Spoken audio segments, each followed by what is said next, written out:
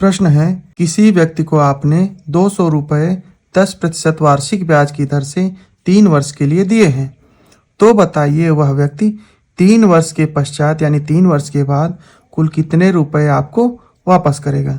बहुत बेसिक सा प्रश्न है, लेकिन शुरुआत यहीं से है। अगर बच्चे इसको आसानी से समझ गए तो साधारण ब्याज के सवाल यहीं से शुरू होते हैं, यहीं से वो समझना स्टार्ट करेगा और ये सब वो चीज़ें हैं जो आगे लाइफ में काम आने वाली हैं। तो इसको बहुत आसान तरीके से बताने का मैं प्रयास कर रहा हूँ। वीडियो अच्छी लगे तो लाइक और शेयर कर देंगे और चैनल पहली बार आए हुए हैं तो सब्सक्राइब भी कर लेंगे। ऐसे वीडियो मैं आपके लिए बनाता रहता हूँ। समानता हल करने के लिए हम क्या करते हैं, फार्मूला लिखते हैं, लेकिन इसका जो बेसिक जानना जरूरी है। हल करने के लिए इसमें कौन कौन से शब्दों का उपयोग हुआ है पहले उसको जान लेते हैं। हम जानते हैं जो रुपए दिए गए हैं या लिए गए हैं वो उधार कहलाते हैं, तो इसको हम बारो बोलते हैं अंग्रेजी में और हिंदी में उधार बोलते हैं। लेकिन हमारे शब्दों में ये होता है मूल धन, या हम इसको अंग्रेजी में बोलते हैं, तो यहाँ ये है 200 रुपये। दूसरा शब्द है दर। दर को हम अंग्रेजी में बोलते हैं रेट। रेट है यहाँ पर 10% वार्षिक। ये सब ध्यान देने की चीज है, आगे मैं डिटेल से बताता हूँ। तीसरा शब्द है समय। ये 3 वर्ष है यानी एक समय है, तो इसको हम लिखेंगे समय, इंग्लिश में टाइम। ये है 3 वर्ष। यहाँ पर ध्यान दीजिए, वार्षिक है, यहाँ पर वर्ष है। इसे 2 पार्ट कर लेते हैं। इसमें से पहले ये निकालेंगे कि कितना ब्याज होगा, मतलब वह व्यक्ति जो हमसे इतना रुपए लिया है वह हमें इस दर से कितना पैसा जोड़ के वापस करेगा। तो इसके लिए अगर हम नॉर्मल फार्मूला या सूत्र जानते हैं उसके अनुसार लगाएंगे तुरंत लग जाता है। तो बेसिक इधर बताऊंगा, लेकिन फार्मूला को एक बार लिख लेते हैं। साधारण ब्याज अंग्रेजी में बोलते हैं, इसका फार्मूला होता है मूलधन यानी प्रिंसिपल, दर यानी रेट और समय यानी टाइम। इन सब का आपस में मल्टीप्लिकेशन यानी गुणा करने पर 100 से भाग देने पे हमें साधारण ब्याज मिलता है।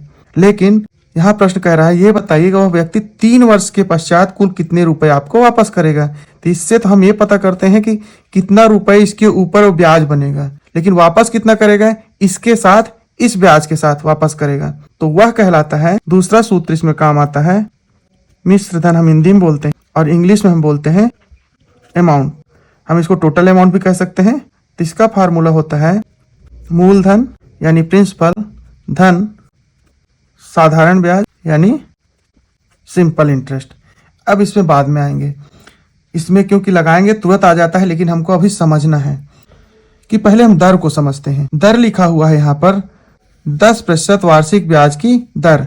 10% वार्षिक यानी एक वर्ष में 10%, 10% या 10%। देखिए, प्रतिशत कहें या परसेंट कहें, ये 10% कहें या 10%।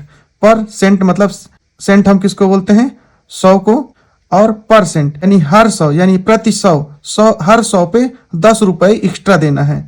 तो 10% का मतलब हुआ प्रत्येक 100 पर 10 रुपए ब्याज देना है। ब्याज क्या चीज है, मूलधन को जो प्रिंसिपल अमाउंट होता है उसको उपयोग करने का चार्ज है ये। अब अगर हर 100 पे 10 रुपए, कितने के लिए, 1 वर्ष के लिए, कितना, 1 वर्ष के लिए देना है। 1 वर्ष के लिए हर 100 पे 10 रुपए देना है, तो वो व्यक्ति कितना लिया है, 200 रुपए लिया है। तो 1 वर्ष के लिए कितना हो जाएगा, पहले 100 के लिए 10 और दूसरे 100 के लिए 10, तो कुल 1 वर्ष के लिए हो जाएगा 20 रुपए।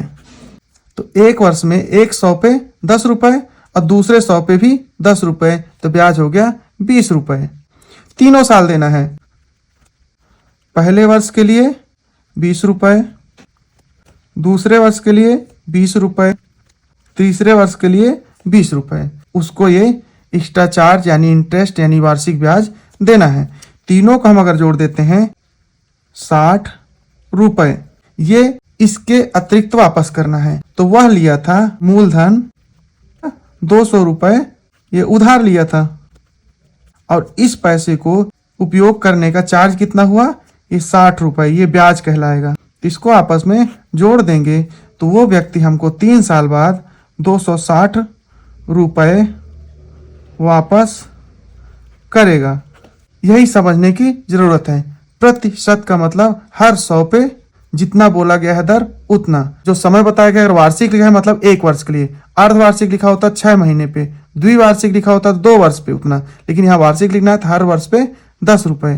तो 2 वर्ष का है तो 100 पे 1 साल में 10, तो 200 रुपए का 1 साल में 20 रुपए, तो 3 साल में, तीनों साल का 60 रुपए, और हमारा जो उधार पैसा लिया था वो हो गया 200, और इन दोनों का मिला के इतना रुपया वापस करेगा। अब इसको हम इस सूत्र पर फार्मूला में रख के देखते हैं, सिंपल इंटरेस्ट निकालते हैं। तो मूलधन हमारा प्रिंसिपल कितना है 200, दर कितना है 10% वार्षिक, तो इसको सीधा 10 लिख देंगे। समय कितना है 3 वर्ष, तो यहाँ 3 लिख देंगे। 100 से भाग देना है, यानी डिवाइड करना है इसमें 100 से। 100 एकम 100 और 100 दूने 200, नॉर्मल 0 भी काट सकते हैं। तो इस तरह से 100 से 200 में भाग देंगे 2 आएगा।